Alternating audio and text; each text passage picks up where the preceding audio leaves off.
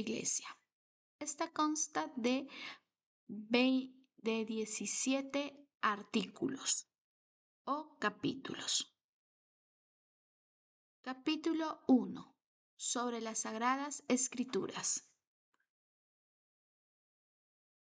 1. Creemos que Dios ha hablado a través de las Escrituras, tanto el Antiguo como el Nuevo Testamento. 2. Ellas son la palabra de Dios, inspirada verbalmente sin error en los escritos originales. 3. La completa revelación de su voluntad para salvación y la máxima autoridad que existe sobre todo reino de conocimiento y esfuerzo. Según Timoteo 3, del 16 al 17. Capítulo 2. Sobre Dios. 1. Creemos en el único Dios viviente de las Sagradas Escrituras, quien es creador de todo. Deuteronomio 6:4 y Colosenses 1:6. 2. Creemos que se ha revelado a la humanidad en tres personas distintas, igualmente divinas, Padre, Hijo y Espíritu Santo. Según 2 de Corintios, capítulo 13, versículo 14. 3. Creemos que este Dios único, omnisciente y todopoderoso en amor y gracia ha tenido como propósito desde la eternidad redimir a un pueblo para sí mismo y restaurar a su creación caída para su propia gloria. Según Efesios 1:11. 4. Creemos que Él es eterno, Salmo 92, infinito, Primera de Timoteo 1:7, y soberano, Salmos 93:1. Dios es omnisciente, Salmos 139, del 1 al 6. Omnipresente, Salmos 139, 7 al 13. Omnipotente, Apocalipsis 19, 6. E inmutable, Malaquías 3:6. Dios es santo, Isaías 6:3. Justo, Deuteronomio 32:4. Y recto, Éxodo 9:27. Dios es amor, Primera de Juan 4:8. Compasivo, Efesios 2:8. Misericordioso, Primera de Pedro 1:3. Y bondadoso, Romanos 8:28. Dios es espíritu, Juan 4:24. Capítulo 3. Sobre Jesucristo. 1. Creemos que Jesucristo, el Mesías prometido de Israel, es Dios encarnado, una persona en dos naturalezas, totalmente humano y totalmente divino, según Filipenses 2 del 6 al 7, siendo concebido a través del Espíritu Santo y nacido de la Virgen María, según Gálatas 4:4. 2. Él vivió una vida sin pecado, fue crucificado bajo Poncio Pilato, resucitó corporalmente de los muertos y ascendió al cielo en su cuerpo glorificado. Hechos 2, 22 al 38. 3. Creemos que está sentado a la diestra de Dios como nuestro sumo sacerdote y abogado. Romanos 8, 34. Ha prometido que vendrá para su novia o por su novia, su iglesia. Juan 14, 1, 3. Capítulo 4. Sobre el Espíritu Santo. 1. Creemos que el Espíritu Santo es verdadero Dios, igual a Dios al Padre y a Dios el Hijo, según 1 de Corintios 2 del 10 al 11. Creemos que el Espíritu Santo glorifica al Señor Jesucristo al convencer al mundo de pecado, al regenerar a pecadores al entrar en una unión con Cristo y al habitar, guiar, instruir, equipar y empoderar a los creyentes para una vida y servicio en semejanza a Cristo. Juan 14, 16, 26. 3. Él es el agente mediante el cual Cristo bautiza a todos los creyentes en su cuerpo. Primera de Corintios 12, del 2 al 14. Él es el sello mediante el cual el Padre garantiza la salvación de los creyentes hasta el día de la redención. Efesios 1, 3 al 14 y 4:30. 4. Creemos que el Espíritu Santo es finalmente soberano en la distribución de los dones espirituales. Primera de Corintios 12, 11. Que el fruto del Espíritu Santo y la vida piadosa son los mejores indicativos de la salud espiritual de la iglesia cristiana. Primera de Corintios 12, del 4 a 3 y Gálatas 5, 22 al 23. Capítulo 5. Sobre la creación. 1. Creemos que en el principio Dios creó el cielo y la tierra y a todas las criaturas. Lo hizo en 6 días, usando su palabra todopoderosa para crear todas las cosas. Hizo todo de la nada. No obstante, la creación especial de Dios son el hombre y la mujer. Génesis 1:1 y Hebreos 11:3. Capítulo 6. Sobre el hombre y la mujer. 1. El primer hombre fue creado del polvo de la tierra y la primera mujer fue hecha de la costilla del hombre. Fueron creados a la imagen de Dios. Esto quiere decir que no tenían pecado y tenían un conocimiento perfecto de Dios. Génesis 1:27. Tienen un alma que ninguna otra criatura tiene. Génesis 2:7. Dios les dio el gobierno sobre toda su creación. Génesis 1:26 al 28. 2.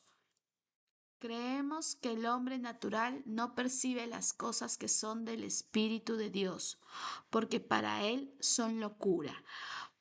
Primera de Corintios 2:14.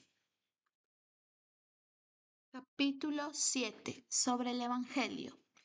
Creemos que habiendo caído Adán y Eva, agradó a Dios darle la promesa de Cristo, la simiente de la mujer, como el medio para llamar a los escogidos y engendrar en ellos la fe y el arrepentimiento. En esta promesa, el Evangelio, en su sustancia, fue revelado y por lo tanto es eficaz para llevar a los pecadores a la conversión y salvación. Génesis 3:15 y Efesios 2:12. Creemos que esta promesa de Cristo y la salvación por medio de Él es revelada solamente por la palabra de Dios. Juan 14:6, segunda de Timoteo 3:15 y Efesios 2 del 8 al 9. 3. Creemos que la revelación del Evangelio a los pecadores, hecha en diversos tiempos y distintos lugares, es sólo por la voluntad soberana y el beneplácito de Dios, no teniéndose por un buen uso de las capacidades naturales de los hombres, lo cual nadie hizo jamás ni puede hacer. Romanos 4 del 13 al 16. Capítulo 8. Sobre la caída del hombre, el pecado y su castigo. 1. El hombre, según vino de la mano de Dios, su creador, era perfecto y limpio. Génesis 1, 27 al 31. 2. La ley justa de Dios hablaba de vida, condicionada a su obediencia y amenazaba con muerte a la desobediencia. Génesis 2, 16 al 17. 3. Satanás usó la sutil serpiente para traer a Eva al pecado. Y entonces ella sedujo a Adán, quien sin ninguna fuerza de afuera libremente violó la ley bajo la cual habían sido creados, y también el mandamiento de Dios de no comer el fruto prohibido. Segunda de Corintios 11:23. 4. Todos los hombres vinieron a ser muertos en pecado y totalmente depravados en todas las facultades y partes del alma y del cuerpo, siendo ellos la raíz de la raza humana.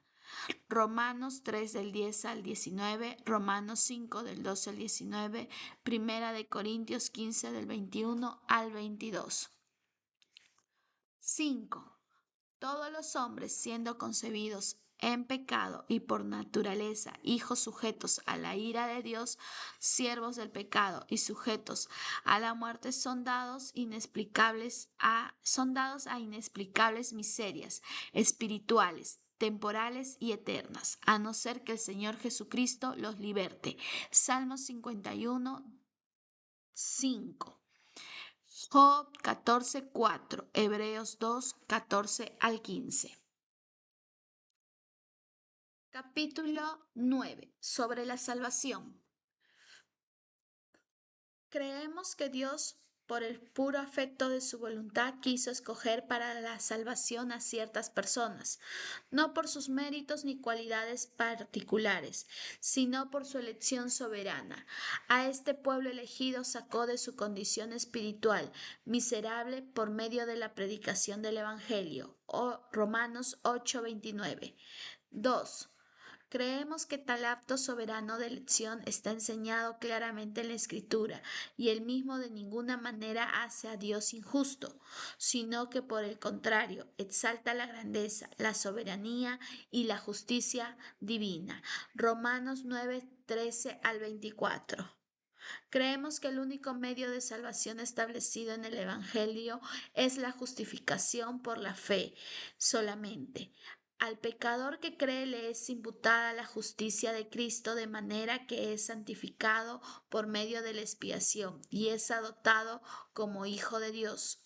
Romanos 8 al 30.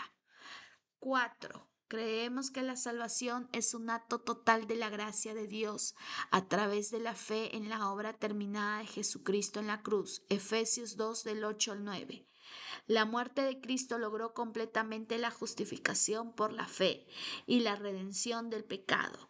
Cristo murió en nuestro lugar. Romanos 5 del 8 al 9, y llevó nuestros pecados en su propio cuerpo. Primera de Pedro 2, 24. Capítulo 10. Sobre la justificación. Creemos firmemente que no podemos lograr el perdón del pecado ni alcanzar justicia u obediencia perfecta delante de Dios mediante nuestros méritos, obras o cumplimiento de la ley. Obtenemos el perdón del pecado por causa de Jesucristo solamente. Ni siquiera mediante la obra del Espíritu Santo en el creyente podemos alcanzar el veredicto de justificación o aceptación delante de Dios. Llegamos a ser estimados como justos delante de Dios por gracia, por causa de que Dios acepta la obediencia de Cristo a nuestro favor en lugar del fracaso del hombre, mediante la fe sola. Solo por esta razón somos contados como justos en el juicio divino. Gálatas 2, 16. Capítulo 11. Sobre la regeneración. 1. Creemos que la regeneración es la renovación de los creyentes por Dios y existe solo por la gracia de Él. Los que creen en Jesucristo son creados de nuevo o renacidos, renovados en espíritu y hechos personas nuevas en Cristo. Ezequiel 36, 25 al 27. Juan 1, 11 al 13. Creemos que la regeneración se efectúa por el Espíritu Santo manifestando la verdad de Cristo a los pecadores, motivándolos a arrepentirse y a creer en Dios a la luz de esa verdad y a recibir la gracia salvadora y el perdón dados por Cristo. Juan 16 del 13 al 15 y Tito 3 del 4 al 6. 3. Creemos que cuando los creyentes están capacitados por la influencia iluminadora del Espíritu Santo, pueden amar y glorificar a Dios y amar y servir al prójimo. Primera de Corintios 12 del 3. 12:3. Gálatas 5 del 22 al 24. Capítulo 12. Sobre la santificación. Creemos que la santificación es el proceso por el cual el Espíritu Santo nos hace más como Cristo en todo lo que hacemos, pensamos y deseamos, e incrementa nuestra habilidad para arrepentirnos del pecado por la gracia de Dios. Primera de Tesalonicenses 4:7 y Efesios 2:10. 2. Este proceso continúa durante toda la vida del cristiano y es el resultado de la salvación, no una causa de esta. Aún más, el esfuerzo de la santificación no mantiene la salvación del creyente. Romanos 12, 1 al 2, Efesios 5 del 18 al 20. Sobre capítulo 13, sobre las buenas obras. Creemos que las buenas obras son solamente aquellas que Dios ha ordenado en su santa palabra, y no las que, sin la autoridad de ésta, han inventado los hombres por un fervor ciego o con el pretexto de que tienen buenas intenciones. Miqueas 6:8 y Romanos 12:2. 2. Creemos que estas buenas obras, hechas en obediencia a los mandamientos de Dios, son los frutos y evidencias de una fe verdadera y viva. Santiago 2 del 18 al 22. Y por ellas los creyentes manifiestan su gratitud. Salmo 116 del 12 al 14. Fortalecen su seguridad. Primera de Juan 2 del 3 al 5. Edifican a sus hermanos. Segunda de Corintios 9:2. 3. Creemos que la capacidad que tienen los creyentes para hacer buenas obras no es de ellos mismos en ninguna manera, sino completamente del Espíritu de Cristo. Y para que ellos puedan tener esta capacidad, además de las virtudes que ya han recibido, necesitan una influencia real del mismo Espíritu Santo para obrar en ellos, tanto el querer como el hacer por su buena voluntad. Filipenses 2:13. Capítulo 14. Sobre la Iglesia. 1. Creemos que la Iglesia, el cuerpo de Cristo, es un organismo espiritual compuesto de todos los creyentes de la presente era. Primera de Corintios 12 del 12 al 14, Segunda de Corintios 11:2, Efesios 1:22-23 y 5:25 al 27. 2. Creemos que en las ordenanzas del bautismo de los creyentes en agua por inmersión, como un testimonio a Cristo y una identificación con Él, y en la cena del Señor como un recordatorio de la muerte de Cristo y el derramamiento de su sangre, un acto sagrado que Cristo instituyó. Junto con el pan y el vino recibimos el verdadero cuerpo y la verdadera sangre de Jesús en forma espiritual.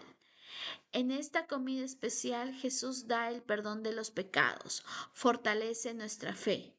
Solo la gente que se arrepiente de sus pecados y recibe la preparación adecuada en la fe cristiana debería participar en este sacramento.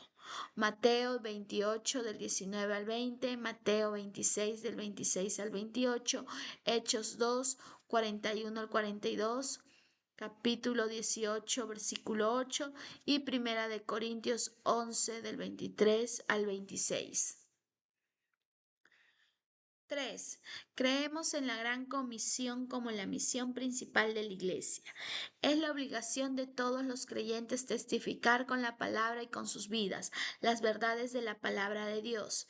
El Evangelio de la gracia de Dios debe ser predicado a todo el mundo. Mateo 28 del 19 al 20. Capítulo 15. Sobre las cosas por venir. Creemos en la venida personal y gloriosa de nuestro Señor Jesucristo con sus santos ángeles, cuando Él establecerá su reino totalmente y ejercitará su rol como juez de todo. Mateo 24 del 30 al 31. Esta venida de Cristo en un tiempo conocido solo por Dios requiere expectativa constante y debería motivar al creyente a una vida santa, servicio sacrificial y una misión energética. Mateo 24:44. 3. Creemos en la resurrección de los muertos y el juicio final, en un día que solo Dios conoce. Nuestro Señor Jesucristo descenderá del cielo visiblemente y reunirá a sus escogidos, resucitando a los muertos en Cristo y transformando a los creyentes que estén vivos. Primera de Tesalonicenses 4 del 16 al 18. Capítulo 16. Del estado del hombre después de la muerte. 1. Creemos que los cuerpos de los hombres vuelven al polvo después de la muerte y ven la corrupción, pero sus almas, que ni mueren ni duermen, teniendo una subsistencia inmortal, vuelven inmediatamente a Dios que les dio la vida. Eclesiastés 12:7.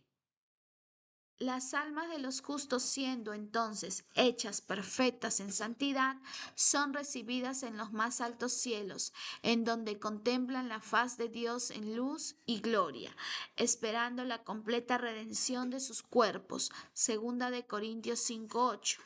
Las almas de los malvados son arrojadas al infierno, en donde permanecen atormentados y envueltas en densas tinieblas, en espera del juicio del gran día.